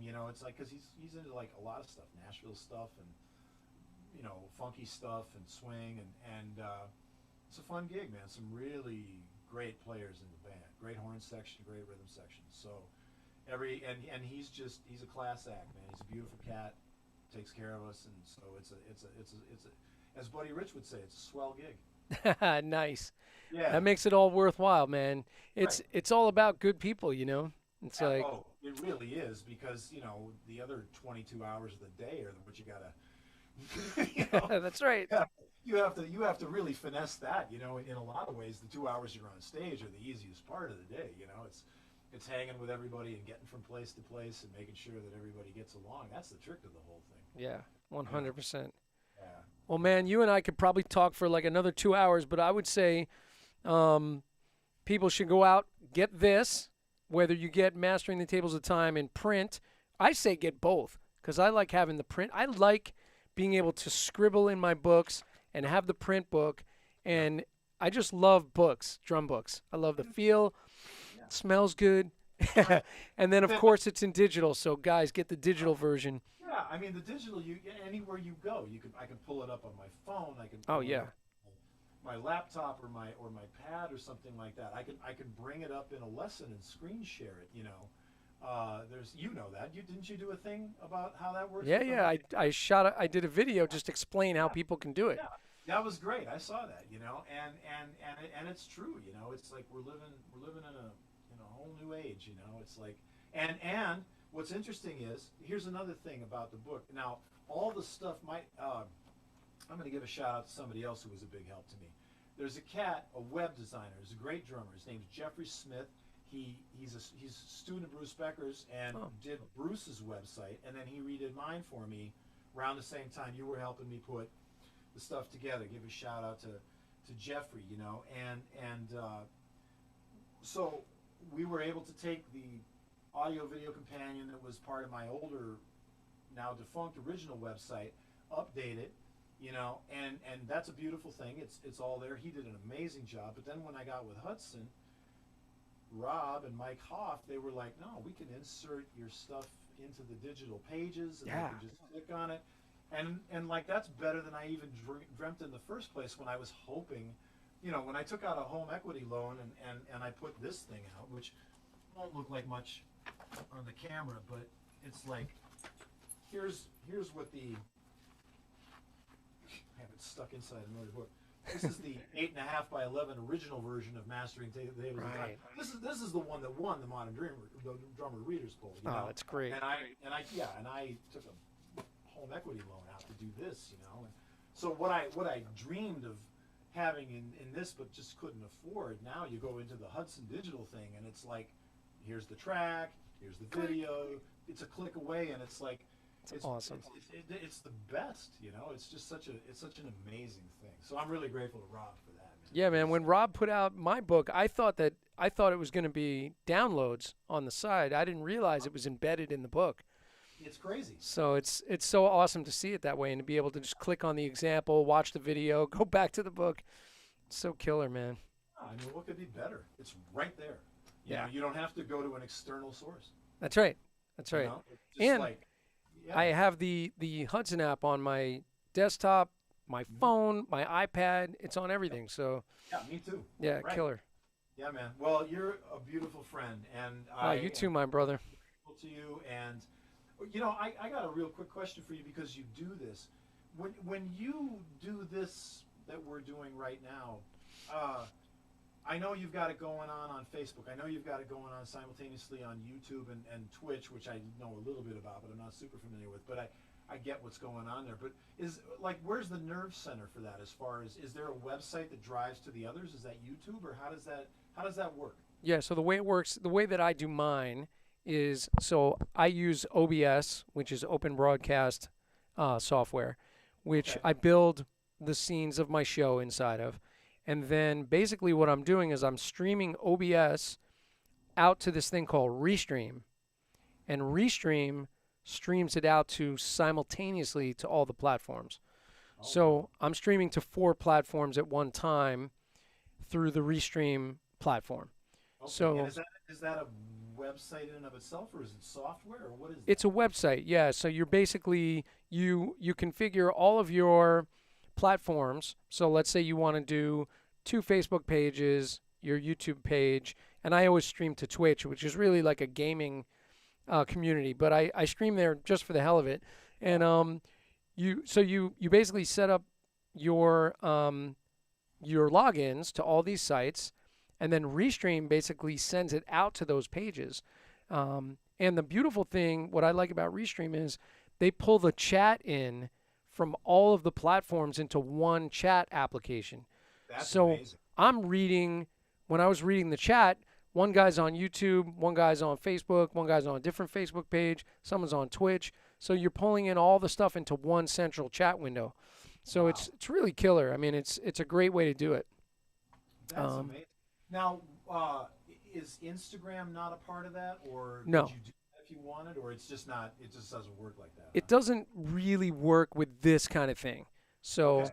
now for Instagram Live, I do have a different thing which I haven't tested yet, but there's another connecting website where I could possibly bring in my entire OBS show into Instagram. So but I have to test that before I start kind of pointing people that way. No, I Um, understand. Well, that's what you do, and you do it well, man. And again, I'm learning from you again right now in real time. I appreciate it. oh, you Uh, got it, brother. how about I trade you the Buddy Rich link of the double bass drum thing for the what is that called? OB one. OBS and Restream, yeah. OBS, HDMI, what you know? Yeah, yeah, exactly. Oh man, All I right, cool. Well, you coming to PASIC? I'll be there, man. Oh man, I can't wait. Oh, it's gonna be great. I mean, I can in the sense that I'm glad it's summer. You know. Yeah, yeah. Man, I will tell you, I'm going to be dragging a lot of students out to PASIC this year because, there's a lot of people that were going to go their first PASIC this past year, Right. and it didn't happen. And I'm hopefully, I think a lot of people are really going to be excited to do it and to be together. And the drum community needs it. Yep, So that's great. Oh, like I say, like I like to say, I mean, just based on my own experience, especially, I'll never forget the first time I went. I mean, it was like finding your tribe. And yeah, and yeah, for me it was, and what I like to tell everybody is that like if you're a drummer, it's the greatest show on earth. yeah, yeah. That is right. You Yeah. walk into PASIC and you're like, these are my people. Yeah. No, I mean literally. It's Yeah, like and what a gas. And everybody's accessible and everybody's cool and yeah. I mean for people like us, it's so great to get together. yeah, So I yeah, look forward to seeing you there, if not before. yeah, yeah. Absolutely, man. All right. Well, Well, thanks for taking the time with me tonight. This has been awesome, it's been my and pleasure. I know everybody was excited to hear from you. So, and this is going to be, of course, archived on YouTube, but I'm going to do a couple of smaller edits of the show, some really nice little clips of it, and so you guys will be seeing that out there. And everybody in the chat right now is thanking us, so we appreciate all of the people that stopped by to say hi. And Absolutely. and check out Dave's website. So I put the Dave Stanoch School of Drumming link right in the description of this video, and Dave's Facebook page. So hit him up on Facebook, and you'll be hearing more from us hopefully in the future. So yeah, man, thanks for the hang. Thank you, everybody, and thank you, my brother. I love you. All right, my brother. I'm gonna roll the credits, All right. and